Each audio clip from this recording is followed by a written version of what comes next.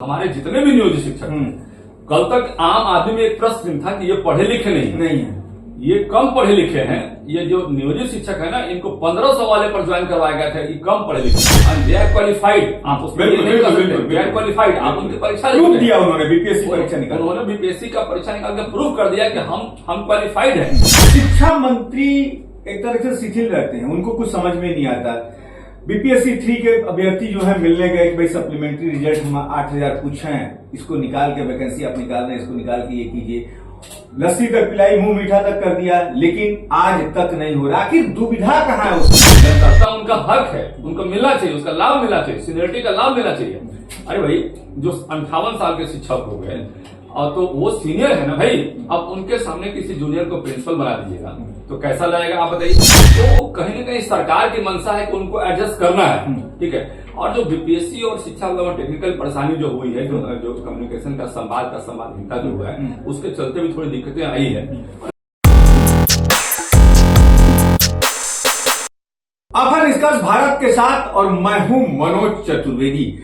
शिक्षकों की निरंतरता पर जो है मामले अटके पड़े हुए हैं। दूसरा है कि शिक्षकों की जो ट्रांसफर पोस्टिंग, जहां हस्बैंड जिस जिले में है उसी जिले में जो है पत्नी का भी ट्रांसफर किया जाए। तमाम ऐसे शिक्षा के क्षेत्र के मुद्दे हैं जो शिथिल पड़े हुए हैं और विभाग के मंत्री से तमाम जो शिक्षक प्रतिनिधि हैं, यहां तक कि टीआरई 3 के बीपीएससी टीआरई 3 के जो सप्लीमेंट्री रिजल्ट का मामला है, मंत्री जी से मिले हैं। मंत्री जी ने तो महीना दिन पहले उनको लस्सी पिला करके कहा कि बस सोमवार के दिन आपका फैसला ले लिया जाएगा। लेकिन पिछले सप्ताह जब 2-3 महिलाओं ने सप्लीमेंट्री के रिजल्ट का एक पत्र देना चाहा मंत्री जी को, तो मंत्री जी ने अपने हाथ से कागज को कार के बाहर फेंक दिया और न्यूज जो है बड़ी चर्चा में आई थी। और इसी पर बात करते हैं। हमारे साथ जीवन कुमार हैं, एमएलसी हैं भाजपा के और कद्दावर नेता कह लीजिए भाजपा के, प्रखर आवाज विधान परिषद में रखते हैं।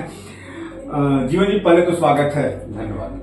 शिक्षकों के निरंतरता पे आप कोई आंदोलन करने की, जहां तक हमारे सूत्र बता रहे हैं, क्या है ये मामला? आंदोलन की बात नहीं, देखिए शिक्षकों का जो निरंतरता है, लंबे समय से जो शिक्षक हमारे पढ़ा रहे थे, नियोजित शिक्षक थे, वो राजकर्मी की लंबे समय से मांग करते थे। एक आंदोलन हमने पूरे बिहार में किया, उसमें हमारे साथी विजय सिंह भी शहीद हुए। और आज हमारे जितने भी नियोजित शिक्षक राजकर्मी का दर्जा पा गए, कई लोग बीपीएससी में आ गए, बीपीएससी का एग्जाम वही हमारे नियोजित शिक्षक बीपीएससी में आ गए। तो 90% से ऊपर हमारे जो शिक्षक है एग्जाम देके पास करके या कल 42,000 से ज्यादा तो बीपीएससी पास कर लिया उन्होंने। वही बता रहा हूँ कि हमारे जितने भी नियोजित शिक्षक हैं, कल तक आम आदमी में एक प्रश्न था कि ये पढ़े लिखे नहीं है, ये कम पढ़े लिखे हैं। ये जो नियोजित शिक्षक है ना, इनको 1500 वाले पर ज्वाइन करवाया गया था, ये कम पढ़े लिखे हैं। अरे भाई, रसरी आवत रात जात है, देहात में कहावत है, सिर पर परत निशान। पत्थर पर भी जो है एक रस्सी जब घिसती है तो उस पर निशान डाल देती है और उसको घिस जाता है पत्थर। तो पढ़ाते पढ़ाते वो खुद मतलब जो है अपने आप को इस लेवल पे बना लिए कि आज जो है खुद इतना इंटेलिजेंट हो गए हैं, तो अब उन पर कोई सवाल नहीं किया सकता है। एंड दे आर क्वालिफाइड, आप उसमें दे आर क्वालिफाइड, आप उनकी परीक्षा दिया, उन्होंने बीपीएससी परीक्षा निकाली, उन्होंने बीपीएससी का परीक्षा निकाल के प्रूव कर दिया कि हम क्वालिफाइड हैं। आपने उनकी सक्षमता परीक्षा लिया, बीपीएससी का एग्जाम लिया, हर जगह वो क्वालिफाई कर रहे हैं। अब उनसे आप ये नहीं आशा कर सकते हैं कि वो जूनियर है। हमारा ये कहना है कि लंबे समय से 10 साल, 12 साल, 13 साल, 14 साल, 15 साल से लगातार पढ़ा रहे हैं, तो उनको सरकार ने जो कहा था कि एमएससीपी का लाभ देंगे, निरंतरता का लाभ देंगे, और वही शिक्षक आज हमारे जो राजकर्मी का दर्जा पा लिए, तो आप उनको लाभ नहीं दीजिएगा, तो ये उनके साथ घोर अनजस्टिस हो रहा है। उनके साथ ये अनजस्टिस हमें पसंद नहीं है, इसलिए हम सरकार से वार्ता भी की, चिट्ठी भी लिखे हैं और जरूरत पड़ेगा तो इसके लिए अपनी आवाज को तेज भी करेंगे हम। लेकिन निश्चित रूप से आप जान लीजिए कि निरंतरता को हम दिलवा के रहेंगे। हमने माननीय मंत्री जी से भी कहा है कि ये उनका हक है, निरंतरता उनका हक है, उनको मिलना चाहिए, उसका लाभ मिलना चाहिए, सीनियरिटी का लाभ मिलना चाहिए। अरे भाई, जो 58 साल के शिक्षक हो गए और तो वो सीनियर है ना भाई, अब उनके सामने किसी जूनियर को प्रिंसिपल बना दीजिएगा तो कैसा लगेगा आप बताइए। ये तमाम खबरें हमारे पास आ रही हैं, बीपीएससी वाले जूनियर जाके वहां बन जा रहे हैं, तो कैसा लगेगा आप बताइए। यदि वो कम क्वालिफाइड होते तब तो समाज भी कहता है चलो कम क्वालिफाइड है, ये ज्यादा क्वालिफाइड है तो कोई दिक्कत नहीं। हमारा बीपीएससी से कोई जरूरत नहीं, ये नियोजित शिक्षक भी बीपीएससी एग्जाम देकर वहां चले गए।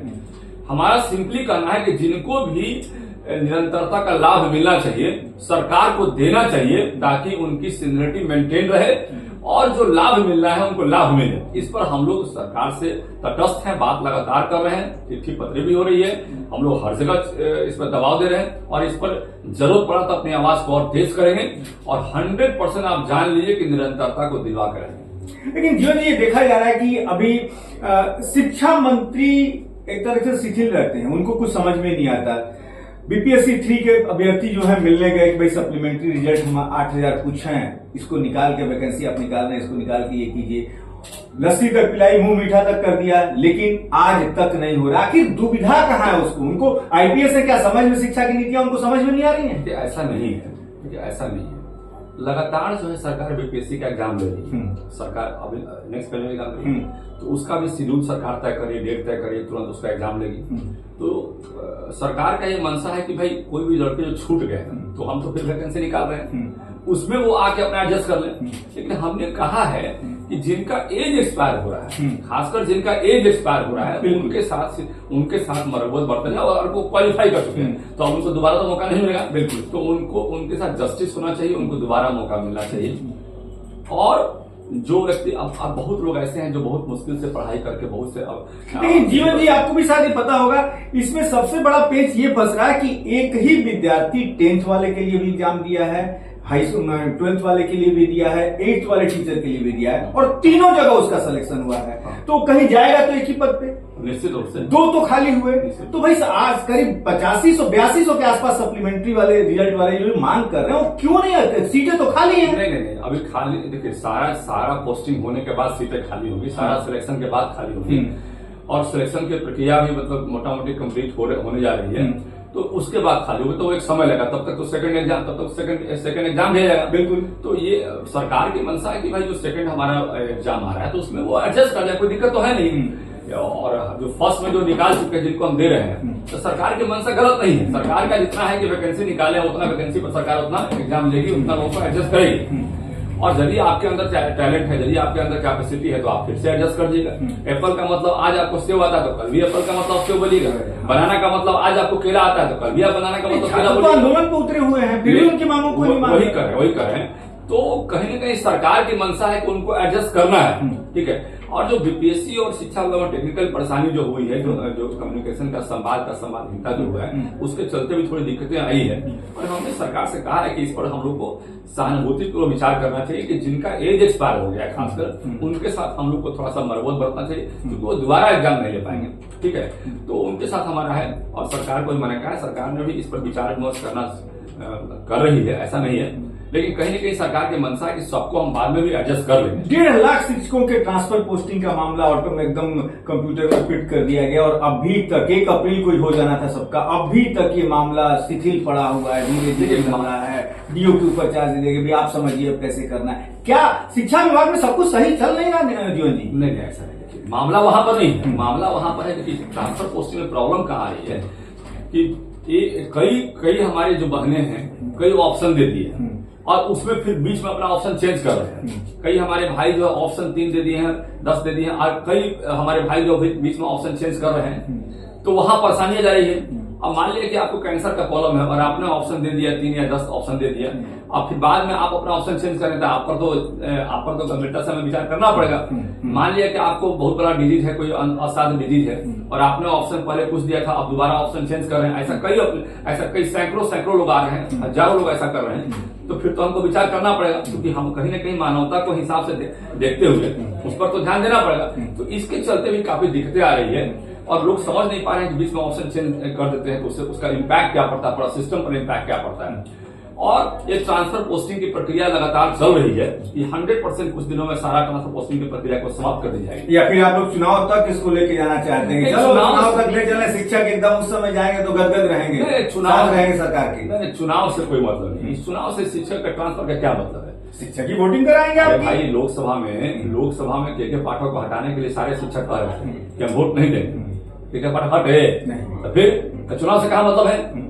लोकसभा में कहते रह गए कि हटा दीजिए, नहीं तो वोट नहीं देंगे, तो कहां हटा दिया हम लोग? चुनाव से कोई वास्ता नहीं है इसका, सीधा मतलब है। ये प्रक्रिया है और ये प्रक्रिया अपने हिसाब से चल रही है, और सरकार का मानना है कि सारे शिक्षकों को, देखिए पहले जो है हमारे जितने भी नियोजित शिक्षक हैं वो चाहते थे कि भाई हमारा ट्रांसफर कहीं दूर नहीं हो, आंदोलन किया हम लोग ने, सरकार पर दबाव दिया। आज वो हमारे नियोजित शिक्षक जहां पर हैं वहीं पढ़ा रहे हैं, किए ना, पढ़ा रहे हैं ना, ऑप्शन मिला ना उनको। तो हर पहले लोग बोले कि भाई हम बाहर नहीं जाएंगे, तो मत जाइए, आप पढ़ाइए वहीं पर।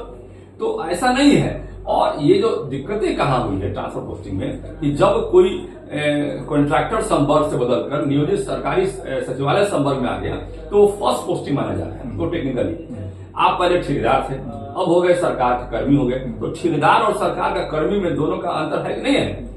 और दोनों का अलग नियम कानून है, उसका अलग नियम है, इसका अलग नियम है। तो इससे उसमें निरंतरता में दिक्कत आ रही है, इससे उसमें ट्रांसफर में दिक्कत आ रही है। जो भी हमारे शिक्षक बने हैं, विशिष्ट बने हैं शिक्षक हमारे, तो उनका जो ट्रांसफर पोस्टिंग है, जो भी हमारी महिलाएं कहीं अपने पति के पास नहीं, तो उनका जो ट्रांसफर पोस्टिंग है, जो भी असाध रोग वाले हमारे दिव्यांग हैं, चाहे भाई बहन है, तो उनका जो ट्रांसफर पोस्टिंग है, तो एक प्रक्रिया से हो रहा है, ऐसा नहीं कि नहीं हो रहा है। वो सारा प्रक्रिया फॉलो कर रहे हैं सरकार, और सरकार फॉलो करके उसको करवा रही है। तो निश्चित रूप से धीरे धीरे सब हो जाएगा, कहीं कोई दिक्कत नहीं। जो आपकी सरकार लेकिन दो आंखों से क्यों देख रही है? बीपीएससी का पेमेंट, बीपीएससी के माध्यम से जो शिक्षक आए हैं उनकी तनख्वाह दे दी जा रही है समय पे, लेकिन यही नियोजित शिक्षकों की तनख्वाह 2-2 महीने से रुकी हुई। नहीं, देखिए इसमें टेक्निकल फॉल्ट है। इसमें हमने अपने आदरणीय सरकार के मंत्रियों से बात किया है कि इस फॉल्ट को दूर किया जाए। इसमें कोई दो आंखों से देखने वाली बात नहीं है। उस फॉल्ट को दूर किया जाए, क्योंकि दोनों ही हमारे राजकर्मी हैं और दोनों का एक समान सिस्टम होना चाहिए। तो दोनों के सिस्टम को हम लोग एक साथ मर्ज करने के लिए हम लोगों ने बोला है कि मर्ज किए, ताकि ये दिक्कतें नहीं है, वो नहीं दिक्कत आएगी, आने वाले समय में वो दिक्कत खत्म हो जाएगी। अंतिम सवाल जीवन जी एक और ले लेते हैं। बीपीएससी का मामला बड़ा तुल पकड़ा और भाजपा ने इस पे चुप्पी साध रखी। क्या ये मामला जो है, यदि राजनीतिकरण इसका नहीं हुआ होता तो भाजपा या मुख्यमंत्री कहा जाता है बड़े संवेदनशील हैं, इस पर विचार होता? नहीं, सीधा और सपाट सवाल है। ऐसा नहीं है। पप्पू यादव कूद गए, तेजस्वी यादव कूद गया। तेजस्वी यादव के जो हरियाणा के उनके राज्यसभा सदस्य, उन्होंने कहा कि एक विद्यार्थी ने कहा वहां, हम निष्कर्ष भारत वहां पर था, कि राजनीतिक चादर आप लोग बाहर छोड़ के आइए, हम विद्यार्थियों का मामला है। तब वहां तेजस्वी यादव ने कहा था कि बिना राजनीतिक चादर ओढ़े इस मसले का फैसला ही नहीं हो सकता। क्या कहीं मानते हैं कि तमाम दलों के एंट्री करने के कारण बीपीएससी के कुछ अभ्यर्थी? नहीं, ऐसा नहीं। देखिए बीपीएससी का जो मामला है उसमें किसी राजनीतिक दल के इंटरफेरेंस से कोई सवाल नहीं है।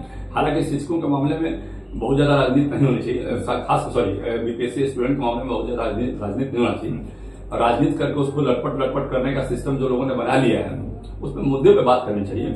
और वो मुद्दा सरकार देख रही है और सरकार उसके प्रति गंभीर है। सरकार का कहना है कि हमारा जितना वैकेंसी उतना वैकेंसी हम फुलफिल करेंगे, हमारा जितना वैकेंसी है हम वैकेंसी कम नहीं करेंगे। हमने जो तय कर लिया कि इतने लोगों को हमको लेना है तो उतने लोगों को लेंगे, चाहे इस एग्जाम में लें चाहे अगले एग्जाम में लें, हम उसको लेंगे। कहीं इसमें दिक्कत आ गई है टेक्निकली तो हम उसको आगे एडजस्ट करेंगे, लेकिन कहीं कोई दिक्कत वाली बात नहीं, उनको हम मौका देंगे। चलिए, तो बीपीएससी अभ्यर्थियों को खुश होना चाहिए कि जीवन कुमार एमएलसी ने कहा कि सरकार इस पर गंभीरता से विचार कर रही है और जितनी वैकेंसी है हम उन छात्रों को लेंगे। अगला जो बीपीएससी का एग्जाम होगा उसको जोड़कर भी, लेकिन हम किसी का भविष्य खराब नहीं होने देंगे। अब देखना है, मामला सुप्रीम कोर्ट में पहुंच गया है और इस पर सुप्रीम कोर्ट की क्या राय आती है, क्योंकि पटना उच्च न्यायालय ने इस याचिका को पूर्ण रूप से खारिज कर दिया था। विद्यार्थी भी अब थोड़े बहुत निराश हो चुके थे, लेकिन सुप्रीम कोर्ट पहुंच चुके हैं। तारीख अब पड़ेगी और क्या कुछ निकल के सुप्रीम कोर्ट से आता है उस पर भी हमारी नजर बनी रहेगी। लेकिन निरंतरता पर के शिक्षकों का जो मामला है उस पर जीवन कुमार बड़ी प्रखर रूप से अपनी आवाज सरकार के पास रख रहे हैं और नतीजा निश्चित तौर पर निकल कर आएगा। मनोज चतुर्वेदी।